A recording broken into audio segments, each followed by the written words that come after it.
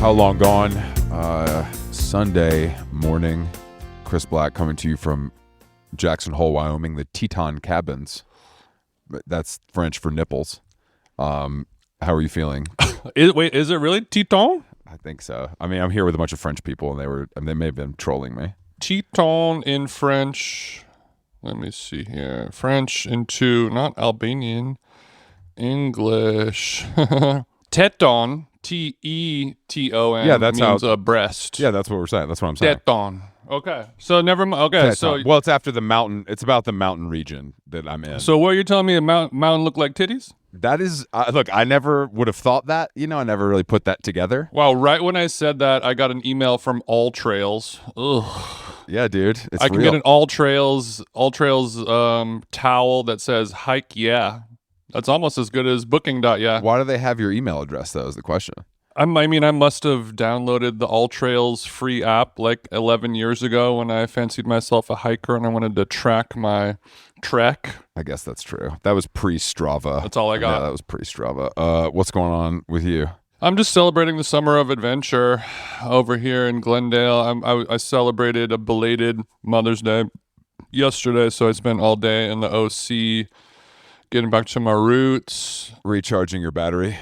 Honestly, yeah, kind of. I mean, usually it's not. I mean, I live in LA for a reason. It's better than Orange County, but you know, you got to go in and tap in every once in a while the way you do it as well. But it did feel a little restorative and a little tappy-inny, and I think a little bit of it was just in part of me being around during a rewatch of the OC. It's really taking me back to like when we were specifically in Newport, the belly of the beast, and we took our mom to this place called Rogers Gardens, which is like a beautiful nursery.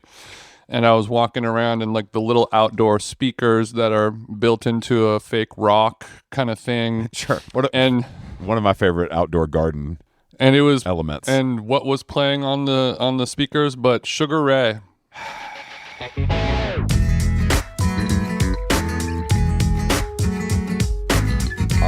Weirdly, I like a lot of stuff like that, but I hate Sugar Ray. But I do think that there are songs that you can't help but be brought back with, and they have a few of them. The song that I was playing is called "When It's Over." Oh yeah. Where it's like all the things that I used to say, all the words that got in the way, all the things that I used to know have gone out the window. Yeah. That's actually not even I don't think that's the biggest hit, but that is a. No, it's not. It's not one the of their biggest hit. One of their many smashes from over the years. That sounds 2001. That sounds nice though. All right, so you were in the gardens, you were tapping in. Weather was nice, I'm sure. Yeah, I mean, it only rained twice. I washed my car. I woke up yesterday early, washed my car, get ready for the rent. Five minutes later, after I washed it started raining. How early were you up to wash your car on a Saturday? I was I mean, I can pull up the metadata. Sway, hold on one second. I'm good. I don't need all that. Just give me an estimate. Estimate is fine, really. I took a picture of my car sudsed up at 8:24 a.m. yesterday. Bro, washing your car at 8:24 a.m. on a Saturday morning you are suburban unk certified right now. That is the ultimate. I know. I like it for you. I think this is your final form. I'm impressed, is what I'm saying. It's very zen in the art of car washing. Okay, hold on, ladies and gentlemen. He sent me a picture. This is nice, bro. Look, you do a good ass job. I'm very impressed. Not that I wouldn't expect. Should look hard, doesn't it? Should look anything hard. less from you, but this looks like you really hit this thing with some soap. Yeah. In a twisted series of events, I use soap when I wash the car. Who would have thunk it? But it's more so I'll share a photo of it maybe on social media, not on Twitter because my Twitter has been temporarily deactivated. And we'll talk about that in Act 2 of How Long Gone today, but I don't know where I'll share this, but I also don't want to dox myself in terms of my home. But how would you be doxing yourself with a picture of your car? Because my car is parked in my house. and my house is where I live. Do you know what doxing means, though? I can't see your address. How would that possibly work? People know I live in Glendale. This photo shows an exterior image of my home. You just drive around Glendale till you see my house. Boom, that's where Jason lives. I think you're paranoid, and that is complete. Well, I mean, I think you're paranoid. I guess the metadata. Yeah, it is a little paranoia. It is also justified and warranted as every other person I know who lives in Los Angeles has had their house broken into. I don't believe that either. I don't know anybody who's had their house broken into. I think you're making shit up right now. So many people. It's a true problem. They ain't doing it because they saw a picture of their house on social media. They're doing it because somebody left the door unlocked, John Hamm style. Wow. They're coming in through the back. You don't know jack shit, brother. There's hoodlums running through, smash and grabs. They know where the safe is. They pull the safe out with the Dodge Charger. People running all over the place. They're doing it broad daylight. Crazy, neighborhoods that are much more suburban than mine. I feel safe where I am, but you never know. It's a little wild out here. I think it's a little wild if you pay attention to KTLA. I think they are a little salacious over there at KTLA. I know when to click through and when not to. Don't worry. The real problem, though, is the fucking whatchamacallit, what is it called, NextDoor? Oh yeah, that's the real problem. I don't use NextDoor. I don't use Citizen app. I don't think it's out of the question for your future, though. Are you ruling it out completely? I have used both. Yeah, and I have completely removed them from my system because it's too narky. It's just too like when you're like, oh yeah, I tried vaping one time, it just wasn't for me. I just it's like that for me. Yeah. Like I Citizen was like an immediate no, but yeah, the NextDoor, nothing good comes from NextDoor. They're kind of the same though, right? Like they serve a similar purpose. They serve the similar purpose in that CNN.com and TMZ.com serve the similar purpose, but Citizen app is just, there's a naked guy with a machete on your front porch right now waiting for you. Sure. And then the NextDoor app is like, I saw a black guy walking down the street, and also my tree has lemons if anyone wants one. And that's a little more all-encompassing. I got you. It's a real neighborhood. Yeah, the NextDoor is more just like homespun paranoia, like just letting you know I saw an unsavory character going through the garbage cans looking for recycling. That is so funny. And my daughter just recently began teaching violin if anyone needs a lesson. And Citizen app is just like... Fire. They're... Fire, human being, gun. The chief of police is being actively raped on the Brooklyn Bridge right now. You have to come. Okay, so is NextDoor is literally the vibe can be, it's like paranoid Facebook group kind of vibe, but you could also learn something, get some fresh produce. Like there's upsides to it, but most of it is narking. Yeah, I would say it's 50% narking, then 50% using it as like a community bulletin board, the way you would go into a coffee shop in Jackson Hole, Wyoming. Yeah. And somebody is offering some type of lesson. Yeah. I also I assume it gets passive aggressive. Like someone has, and my flowers in my front yard have, somebody stepped on them, and I just wanted to let everyone know. That's what it feels like. Not all of us have the privilege of being able to adopt a kitten right now, and the fact that you are offering yours up is an attack on my current mental health and well-being. Dude, that's that shit about Mother's Day where it's like they're trying to get rid of it because people who don't have a mom are upset about it is just like... Oh, really? Oh yeah, that's like a real thing where like a lot of brands are very careful about the language they use around Mother's Day because of people who've lost their mother or don't have, for whatever reason. Damn, I never heard anyone say anything about Father's Day. What happened when Father's Day come around? I think and there's definitely less daddies than mommies. No, I think they do. I think it's a similar kind of thought process. It's the same idea. Sure. But I'm just like, you gotta like at a certain point you gotta live life, man. Like you can't be upset if you get a Pandora email about Mother's Day jewelry, you can't break down. Like that's just not. You gotta get some calluses going. God, there has to be a defense at some point. There has to be something pushing back to you, or else you will just become an amorphous blob that slips through the cracks. You can't live society. You can't live life in like a fucking in like a padded room. It just doesn't. It just I don't But this is a real thing, and like a certain kind of brand. Of course, it's not obviously sure. Amazon and Walmart are going for it, but like a cool women's brand that feels like a startup or something would like make a statement in an email newsletter about it. If you give these folks with an X an inch, they're going to take a mile. In 5 to 10 years with exponential growth, we will find a way to make you feel guilty for being alive yourself. For having So yeah. Well, some of us don't have the privilege of breathing and having life. So I just think it's funny that you're out here alive and stuff. I don't really like it. AI technology will have dead motherfuckers giving me shade and giving me grief for the simple act of not expiring as of yet. Yeah, have y'all seen them jeans? This motherfucker's alive. Let's get him. Sick it. Let's go. He ain't getting away with this. I've been here breathing, eating. Shit. No, this motherfucker's walking around on two legs. I feel like we are going to get to that point, though. I don't think we're that far off from being that extreme. We are not. I mean, we're not.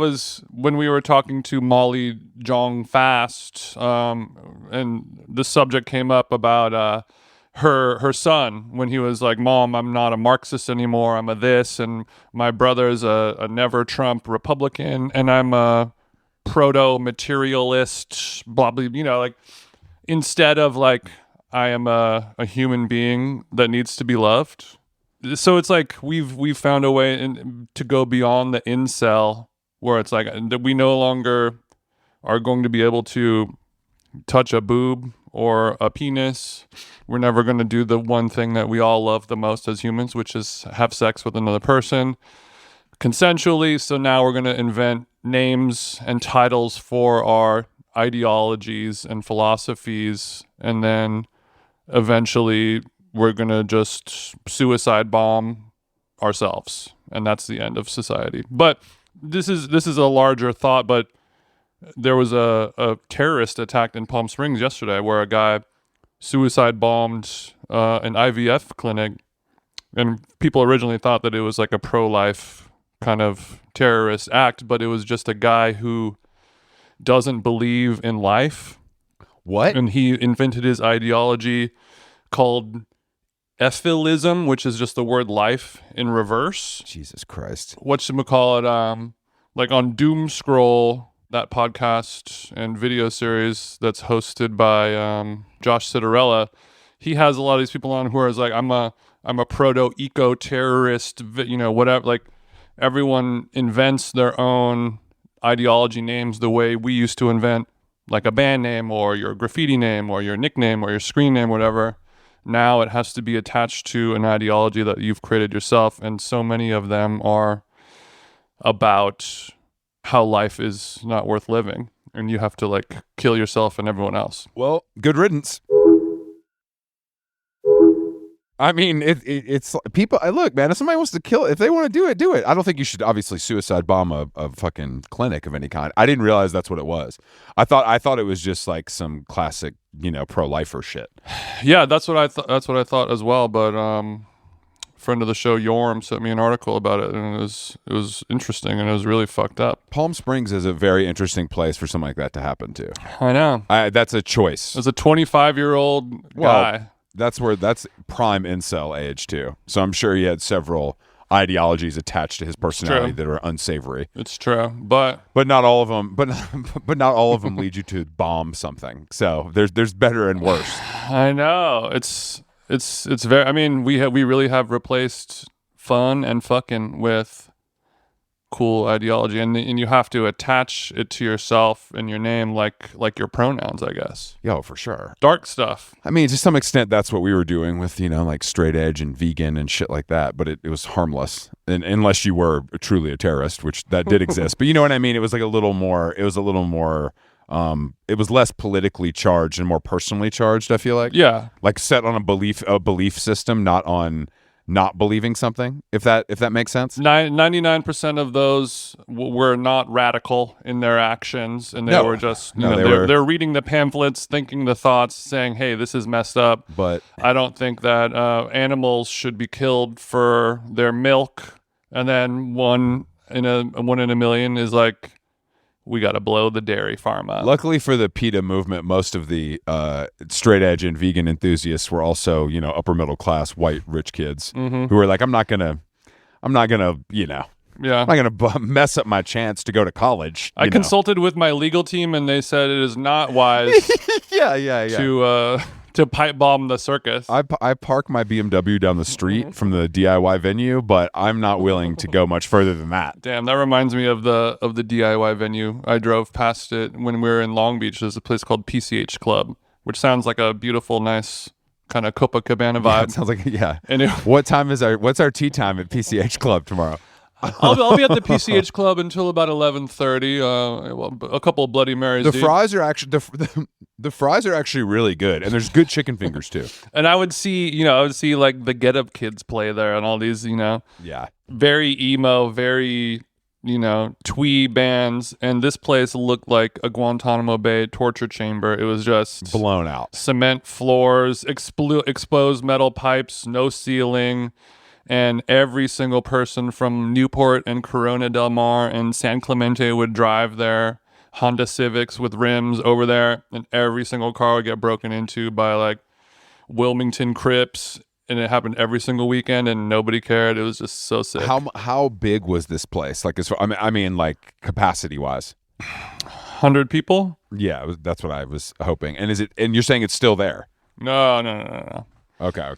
When you drove by it, it was something else. It was a Raising Cane's, but it has been turned into a Raising Cane's. Yes, of course. I was that's top of mind because my friend posted a picture. I think he's in Dubai or Abu Dhabi, and there's a Cane's there.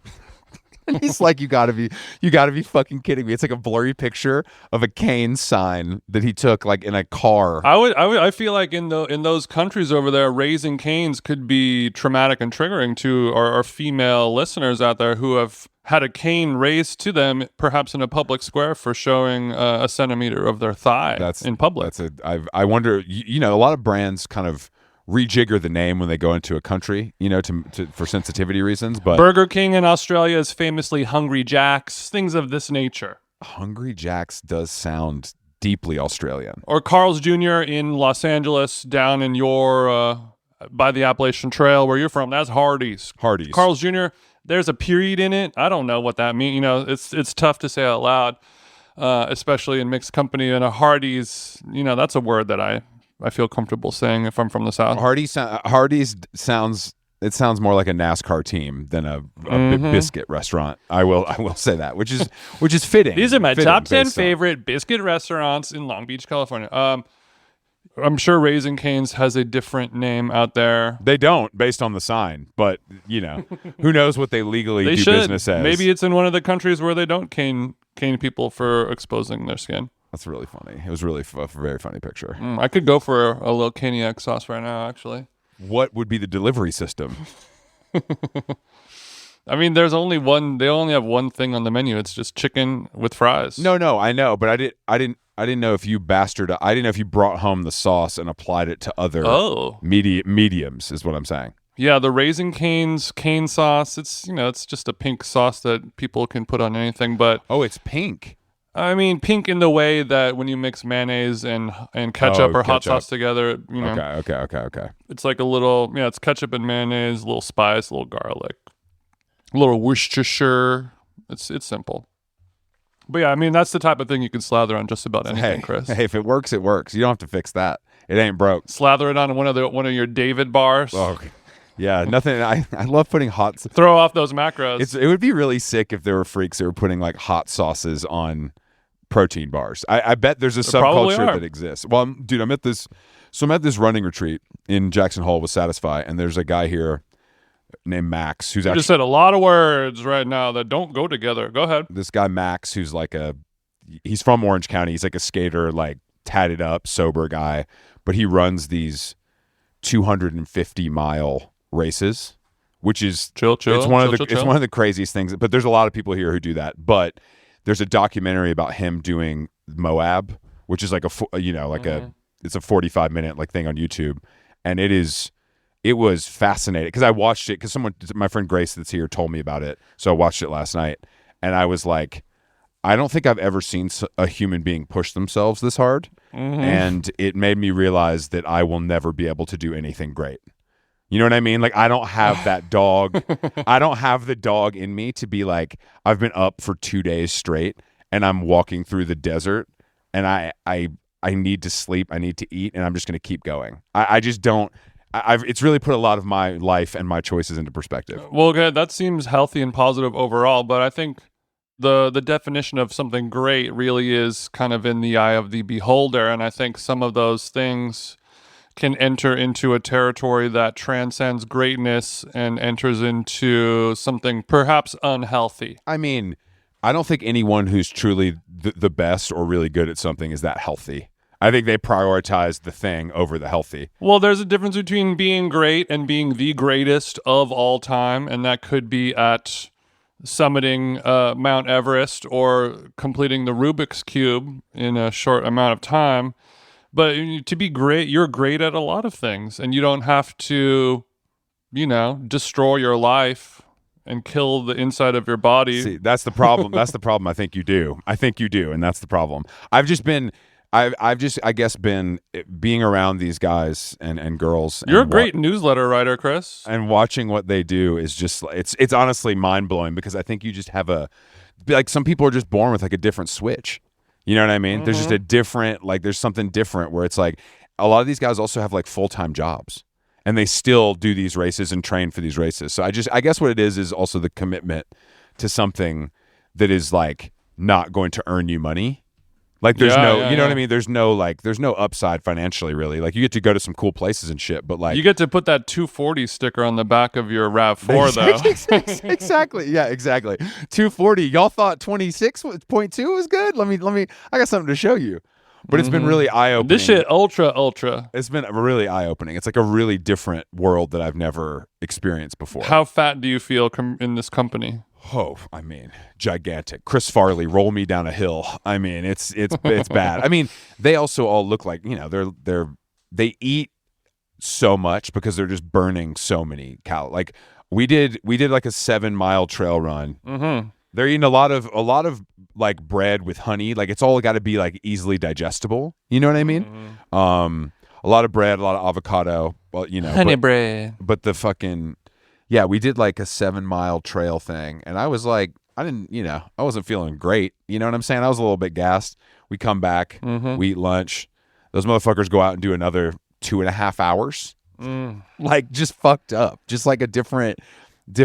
I was like, anybody want to come to the gym and like do some bench pressing? And they're not interested in that. They're not.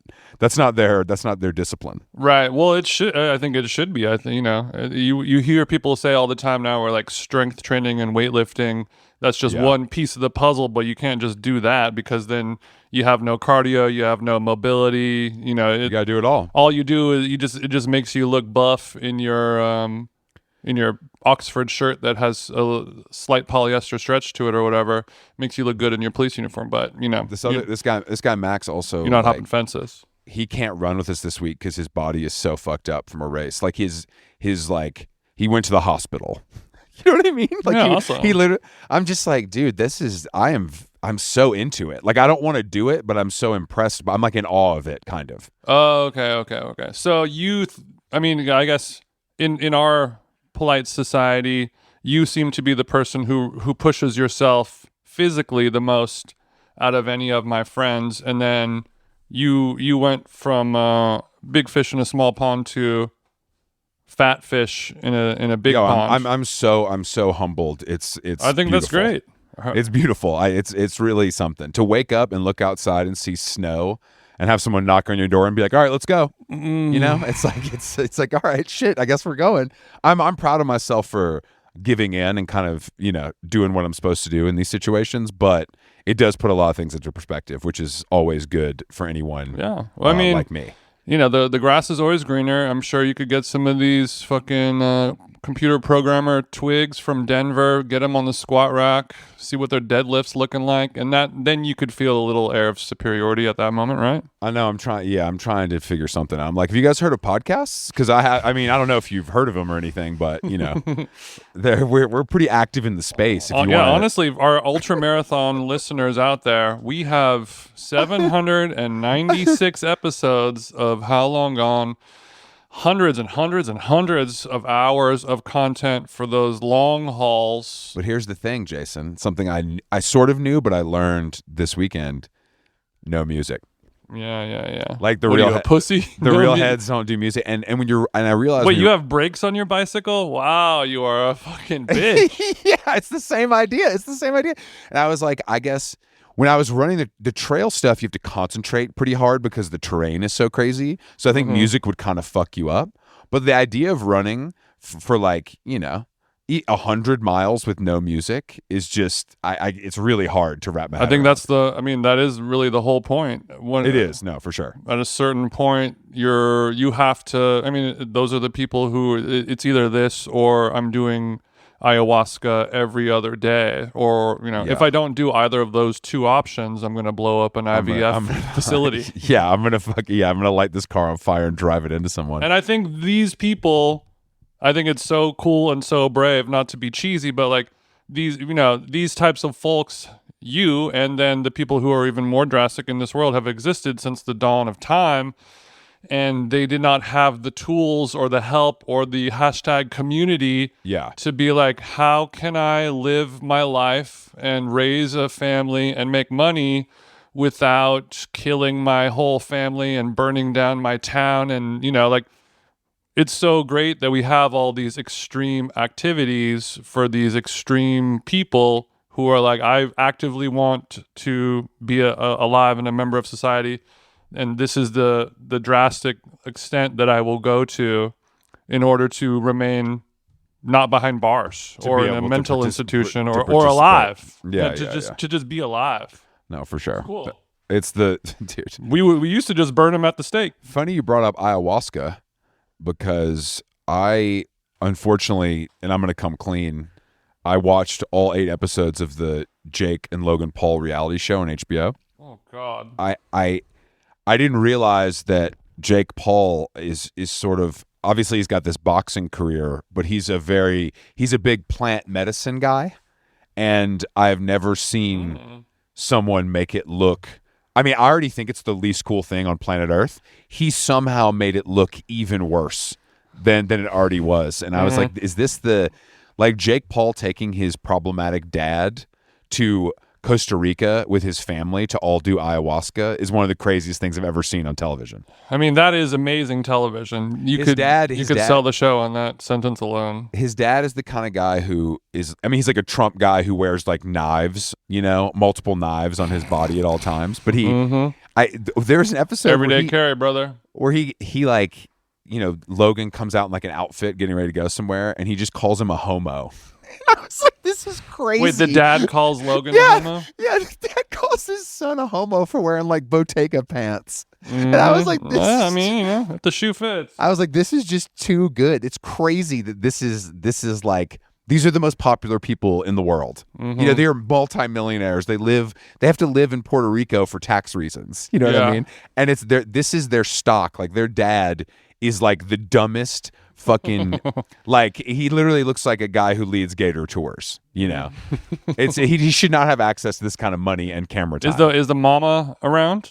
Mom is around. They're obviously divorced. They're both remarried, and it seems like they don't really talk to each. They're like together quite often, because that's what happens when I think everybody gets rich. But there's no. Right. There doesn't seem to be much interaction going on from what I could tell in my 8 episodes. So what happens when the dad does ayahuasca? Does he have a breakthrough? No, that's the problem. Like, fake the breakthrough for TV. It's just like, it's him like standing there drinking as much of the stuff that's supposed to make you throw up as possible and being like, I don't know, not really working. You know what I mean? Like that kind of shit. What else you got? He said my tolerance level is a little bit different than y'all's, or maybe he's just so him being on television feels like a truly different era.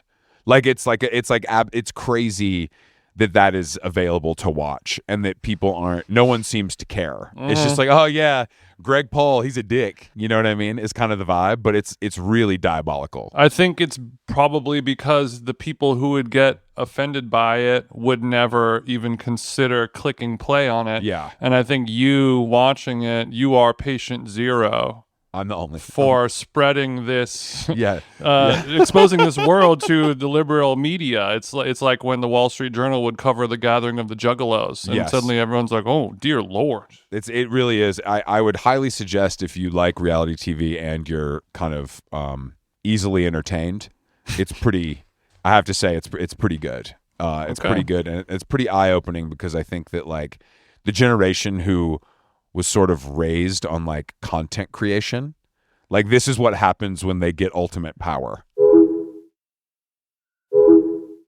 They are the exception to the rule, and that's also the dark part about it is everyone's like, well, I want to be. I don't know how many people say they want to be Jake Paul when they grow up. I feel like even the people who watch all of his content and support his brand and everything like that, even they are just like, I don't want to be you. I still like watching you as a ridiculous person. Versus like, I want to be like Michael Jordan when I grow up. I want to be like this gamer or this DJ or this band or whatever. I think that was the case, but once they started like doing stuff, like once he started being a boxer and break and like beating Mike Tyson, you know, it's like, I think then it gives, and Logan's like a WWE guy. So I think it gives them this sort of like, they're athletes now instead of just like streamers, which is smart from a business perspective. It is. They sort of reverse engineered their fame. Totally. And, you know, it's like becoming a celebrity before becoming a DJ. You know what I mean? Which is a time honored. Is that still happening at all? Have you seen any like recent celebrities dip into like, oh, I'm DJing a party at Cannes? Or is it just Charlie XCX and Alex Chapman? I thought you said celebrities. No, I mean, no shade to Alex. I mean, like a new, you know what I mean? Like, the only example or reference that I'm thinking of that has come to mind is they announced that the Menendez brothers could eventually be for parole in 2050, I think. So whatever, how many ever, 25 years from now, and somebody posted like, oh, they're about to DJ every club in Las Vegas, B2B set, and get a bag. Damn, Menendez Brothers Encore Beach Club.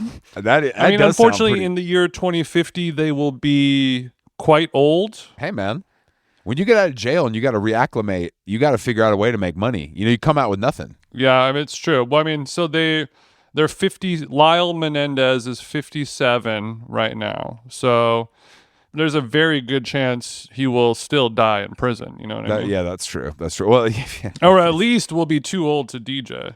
I know. But dying in jail before you get a chance to headline, Pasha, it's a problem. Yeah, imagine Joe Biden. I mean, so that's 82. How old is Joe Biden? Oh, he's got to be. He's 82. Joe Biden is 82. So the Menendez brothers would be at Space in Miami, the 11 a.m. John Summit set. I have my little cafe cubana. I'm having a cig. I got my glasses on, even though it's dark. And Joe Biden is behind the DJ booth. That's it. Playing what? Sweet Home Alabama? Yeah. What would Joe Biden? Because he never did. Joe Biden DJ set is purely. We're purely speculating because he didn't put out these fake music lists like Barack Obama. So we just have to assume he only likes like the Eagles and shit like that. Joe Biden expresses a fondness for the song Shenandoah, a traditional American folk song linked to Irish American heritage. But he also enjoys... Jill Biden released a summer playlist in 2016. We got Sam Smith, Springsteen, The Beatles, Adele, Gaga. So just kind of standard stuff. Okay. Yeah, pretty straightforward.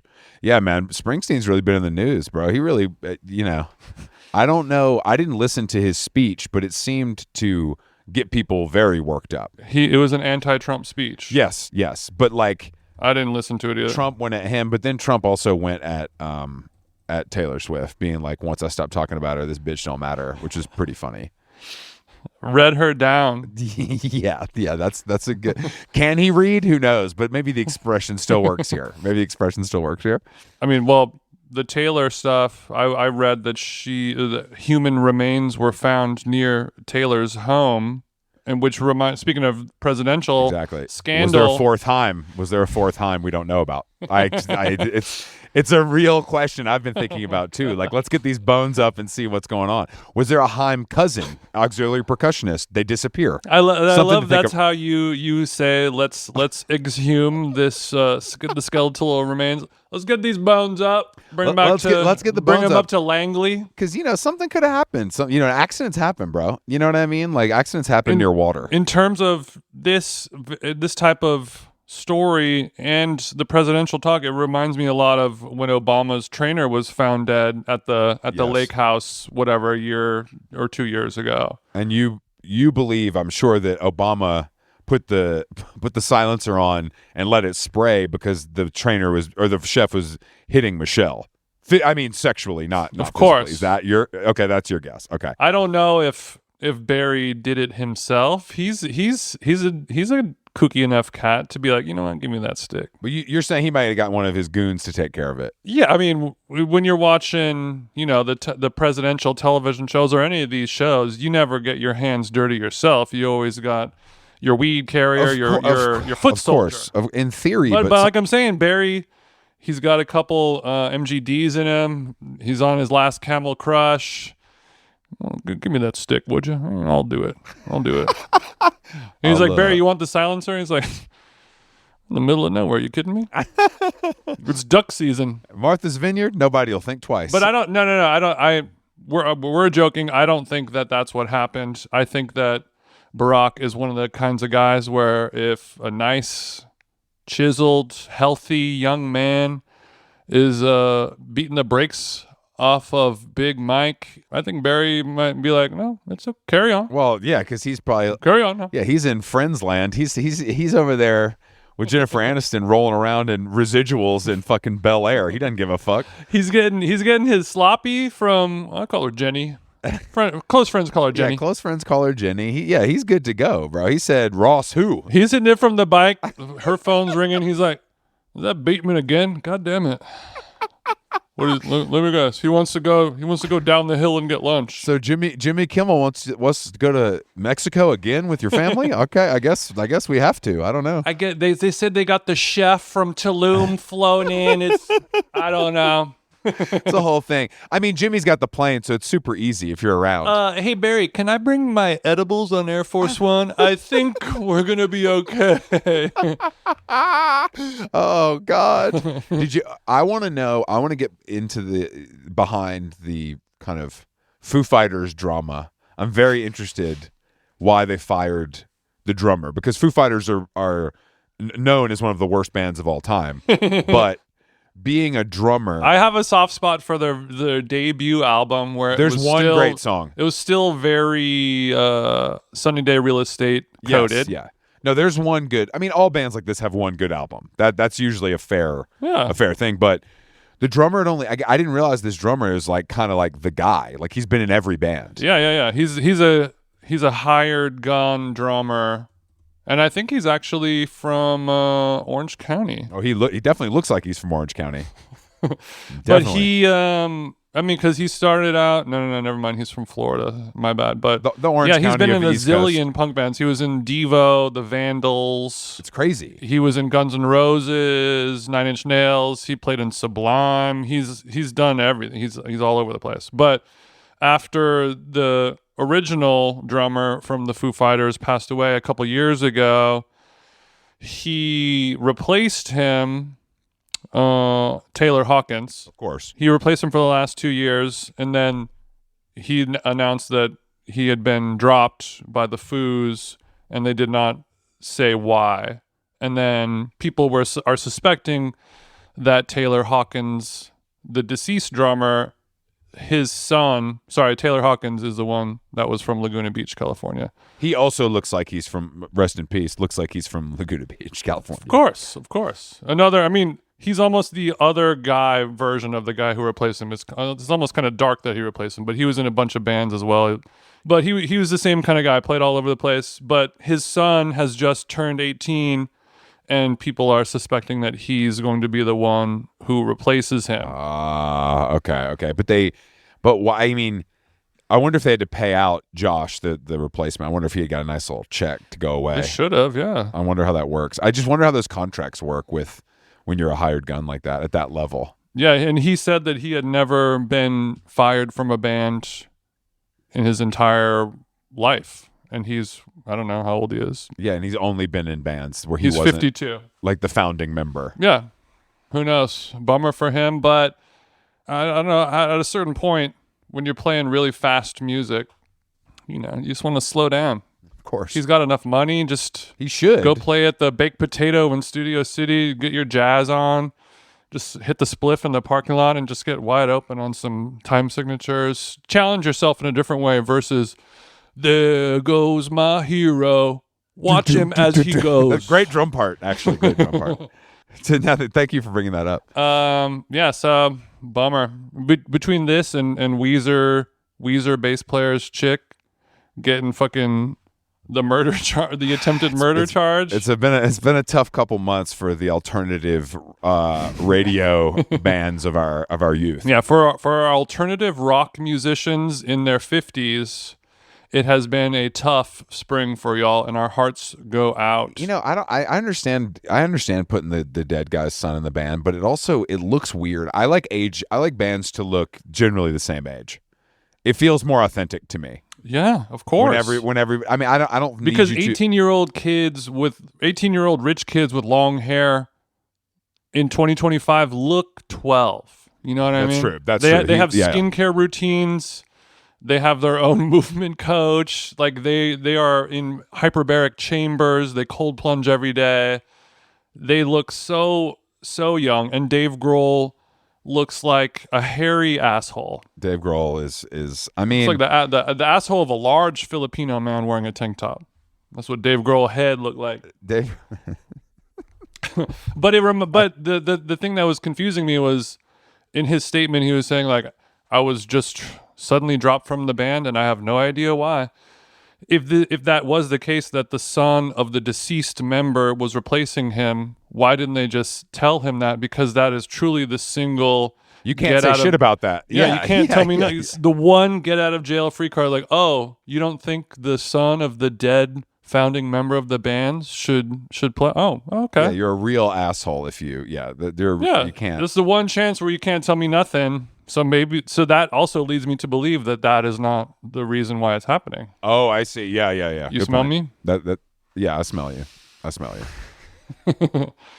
Actually, speaking of smells, I always talk about smell memory in therapy for some reason, but there's misophobia, where it's like you have misophobia, the condition where certain sounds, often the sounds of chewing, sniffing, clicking, like body sounds create deep rage and anger in people. And I was reminded of this because somebody sent me a screenshot of a comment saying that somebody thinks I'm always eating food during the podcast because every once in a while I'll chew on an edible for 5 to 10 seconds. And I was talking to my therapist about it, and she's like, there are people who have like murderous rage at the sound of somebody eating a bag of potato chips, for example. So this feels like black country here. So I want to see if you have any of this crossover. Oh, there's some crossover. I don't love it. I don't love a crunch. I don't love it, but it's only if I'm not eating and someone else is. Obviously, you know what I mean. Okay. So then you're hyper aware of it. And that combined with the smell can be problematic because most people sound like a fucking horse if you just listen to them eat, even with their mouth closed. You know, it just doesn't. It's just a loud sound. So I don't love it. I definitely have noticed you doing it, but I don't think you're doing. Yeah, it's usually a quick edible. You're not having a bowl of porridge. No, to clear the record, I have never eaten a meal on this podcast. Maybe I've been chewing on the last bite of a Cliff Bar, you know, the first 30 seconds of an episode, but I never eat during the pod. If it ever happens, that means I chewed off a corner of my edible because the guest is boring me or whatever it may be. So that is what's happening, just to clear the air. But my therapist said another big trigger for people is when somebody takes the first sip of something and they go like, that sound. I hate that. I mean, it's not kills people. It's not going to make me pull out the AR. I should have had a trigger warning. Sorry. Yeah. It's not going to make me pull out the AR, but yeah. I mean, everything everyone does, including me, is fucking annoying. You just got to pick which ones you can live with. That's really what it comes down to. I know I do shit that is absolutely awfully annoying all the time. And a lot of it revolves around also nitpicking the things we're talking about when other people are doing them without realizing that is just what everybody does. I do it too, you know, but I'm not Yeah. I'm in no place. But when you're doing it, it's subconscious that you're doing it. It's not. True. But what do you think it says about me where I will do those sounds or those triggers on purpose just to see how another person reacts? What does that say about my personality you're type? an asshole. We know that. I don't think it's really. Is that just general prickery? That's prickery for sure. Okay.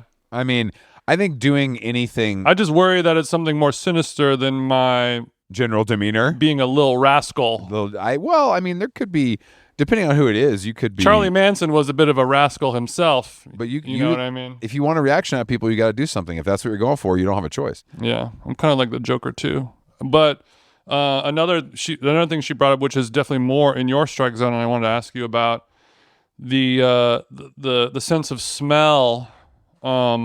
Some people, they have such an acute sense of smell, and obviously it's not the exact same as having a sensitivity to certain smells, but they sort of run parallel often, where certain people can, much like a dog,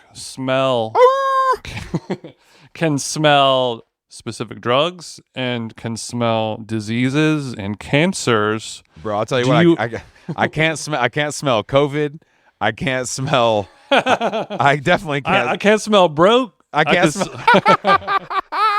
I can't smell COVID. I can't smell broke. No, I have.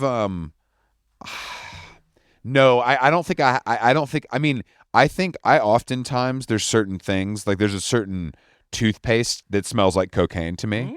You know what I mean? There's things like that, but I couldn't, like, if I walk up to you and you got a bag in your pocket, I'm not going to be like, "Oh, Jason's got coke." Sure. You know what I mean? I think it's much more difficult for humans to be trained to sniff drugs, but I think the disease sniffing part has a little bit of an unteachable, like, sixth sense. That feels to me. What I mean? That feels to me a little bit like in the same zone of, like, my left knee hurts. I know it's about to rain.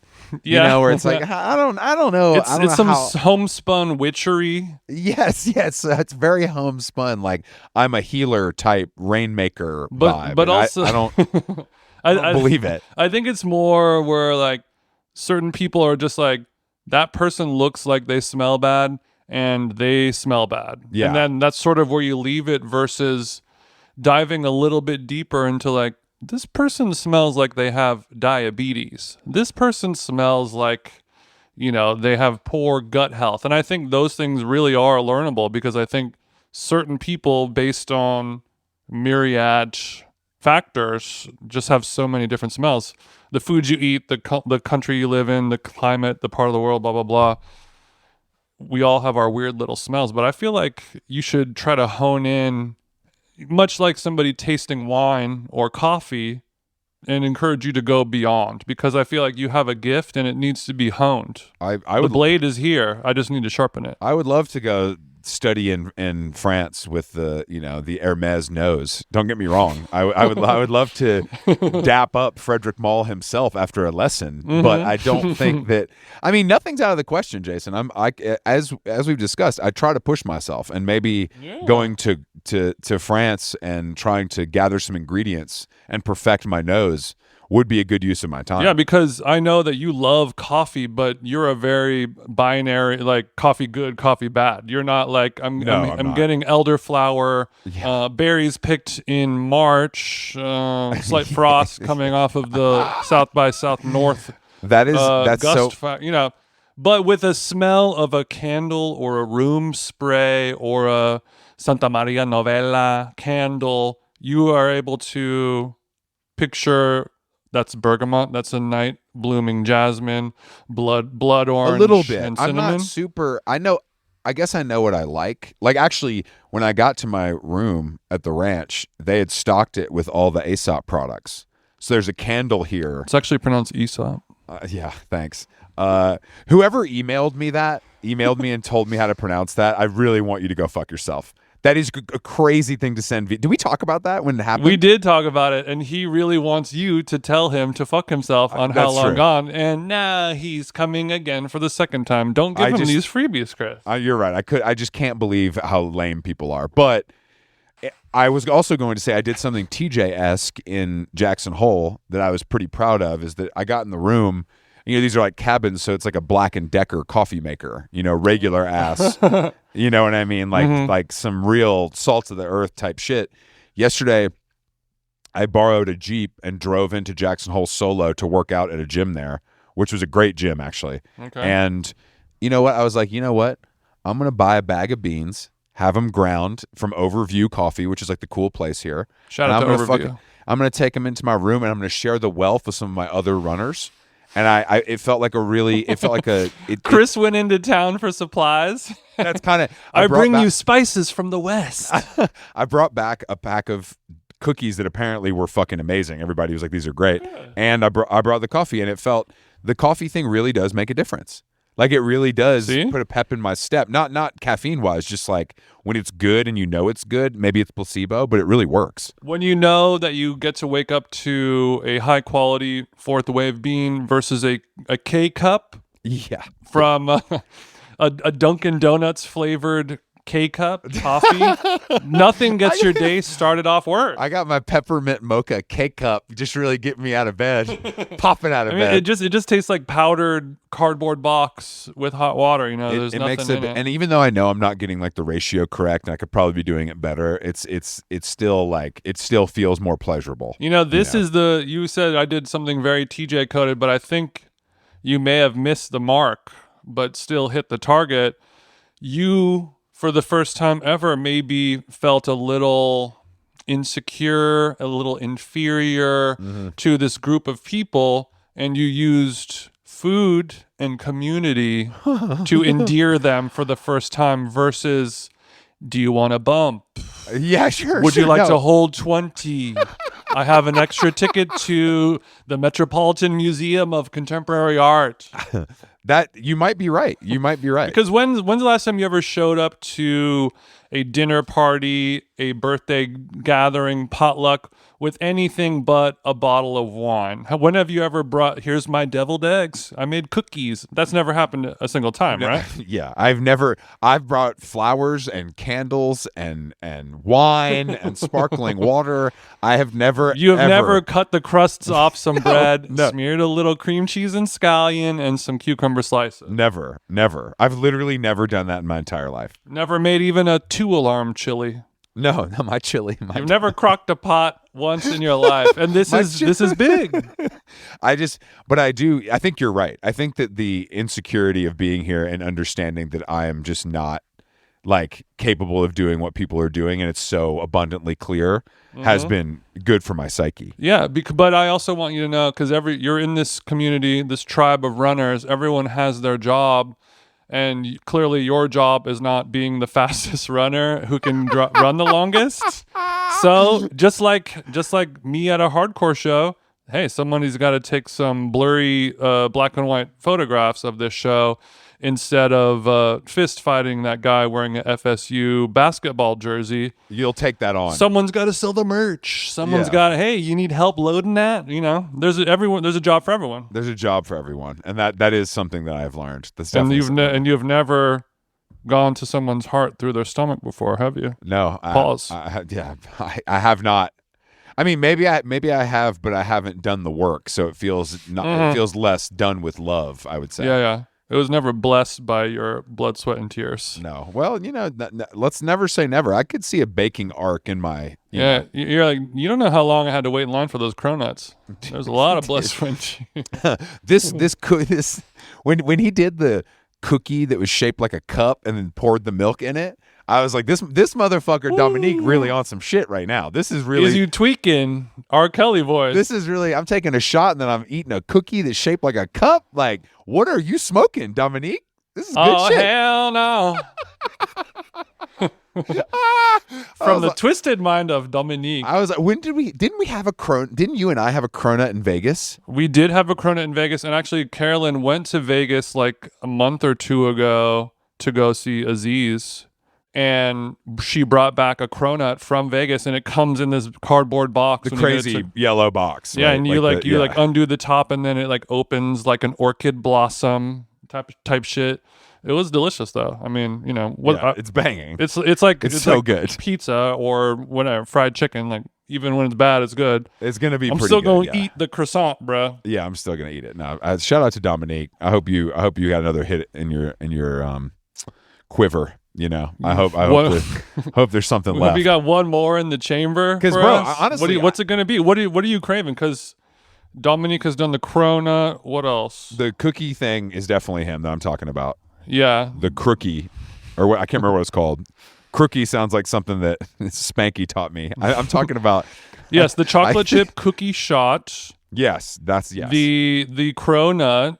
There's one called the DKA, which is similar to a croissant, a caramelized croissant with a tender flaky layer on the side. So this seems to be a Queen Amman version of the cronut, Okay. perhaps. So he's now just ideating off the cronut. We need an original concept. He's created the frozen s'more. Okay. Ice cream version of the s'more I'm with interested. the center created with Tahitian vanilla ice cream, blah, blah, blah, blah. I'm interested. He's also done the What a Melon soft serve, which is watermelon soft serve piped into a hollowed out Chill, wedge bro. of watermelon. Okay, all A these. kiwi sorbet that's meant to look like a kiwi. There's a lot going on I here. didn't realize. I thought he was. I guess I didn't see the fruit turn coming, but I like it. There's a zero gravity cake. It's a fluffy chiffon cake that's so light that it floats inside of a helium balloon that they pop, and then you enjoy the cake inside. The thing with Dominique, Jesus it's Christ. Jesus whimsy Christ. is served up, but it's backed up by the flavor, I guess, you know? So you can't really hate on it. Yeah, it's 'Cause good. most If of it's this good, it's shit, good. like you go to these like Michelin restaurants in Spain, and it all is like and course 14 is served inside of a balloon. And you're like, okay, this is really stupid. As long as it tastes delicious, it's fine. And then it just tastes mid. And then you're like, damn, I just really spent $698 tonight. Yes. Damn. I knew I should have done the wine pairing. This dessert sucks. It's like when you go to like your kindergartner's first school play, and you're like, okay, nice, but the tickets cost $700. It costs as much as the dead at the Sphere. You're like, well, you win some. You got to take your lumps. I guess for all sometimes. of our listeners who live in Palos Verdes and Bel Air and Brentwood, they do have to spend $700 to buy a ticket to anything. Oh, for sure. Shouts goes out to y'all. It all goes back to the school. That's how you got to look at it, Jason. How is Crossroads gonna work unless there's money coming back in? Ain't that the truth? How Long Gone? Tickets are on sale now. We are doing something a little bit new this summer. The How Long Gone Guide to Life. It's going to be Yeah, Chris, what does that mean? It's going to be an interactive presentation where we kind of walk through the different pillars of life and how they should be approached. Whether that's coming of age, whether it's fashion, whether it's food, whether it's drugs, Vaping. the stuff that we talk about on the show. But there's going to be a visual element. There's going to be a few new things. We thought it would be fun to try something new. We're working on it now. And I would advise you to get tickets if you live in Toronto, Chicago, Washington, D.C., or Minneapolis, St. Paul. We'll be there at the end of July. And we're also cooking up some stuff. We got a few things going on, actually, but whatever. So many things, Chris. It's we're going to call it Proof of Concept Month here at How Long Gone. We're just There you go, baby. We're There you shitting go. a That's what lot of POCs out. we're doing. Oh, proof of concept. Yeah, How Long Gone, the POC tour, and then Proof of Concept and very small typeface underneath Very it. tiny. Really shaking things up over there at Live Nation. Thank you to everyone who told me how stupid I was for saying I don't like Substack on the semaphore. Yeah, that nothing angers me and annoys me more. That's a huge pet peeve of mine is the misleading headline. I hate the bait and switch headline. That's what you got to do. Because I did say that I don't think it's cool, but I went on to say that I subscribe to several and think it's a platform that matters. But that and it being cool are two different things. I have a Substack, and Chris supports Substack more than I do. Yeah, I pay for at least 10, and not just Emily Sundberg. I'm talking some lower level stuff as well. I would never pay for a single Substack in my entire life. But you don't pay for any subscription of any kind besides TV. No, my followers send it to me, whatever. Yeah, I think because I like to scroll and discover that method doesn't work for me. But I know that that's how a lot of people operate. No, I mean, I was joking, by the way. I don't do that. But it's nice because people will send me articles all the time and things that they think I should read. Sometimes it works, sometimes it doesn't. Sometimes it is a welcome gift, and sometimes it's like when your cat brings in a half-eaten dead bird and plops it on your lap. I don't want that. I don't want that either. But yeah, I think your appearance on that podcast was good. You did a great job explaining How Long Gone, and our ethos and our hashtag community, and more importantly, our desire to not have a community. That's what's wrong with the world, guys. We all have a community, and our community says everything's going to be okay. Well, it's not going to be okay. It's going to be cold for you, and it's going to be hot for you sometimes. And the sooner people tell you that, the sooner and better off you're going to be. Better you are. So get tickets, howlonggone.com. And we're back next week with some more podcasts. Thank you guys for listening as always. And thank you, Jason, for taking some time out of your Sunday morning to chat with your friend. Go Knicks. Man. That's a team, right? Yeah. Girl, I'm not about to sit up here and argue with you about who's to blame or call no names. Real talk. See, girl, only thing I'm trying to establish with you is not who's right or who's wrong, but what's right and what's wrong. Real talk. Just because your friend says she saw me at a club with some other bitches.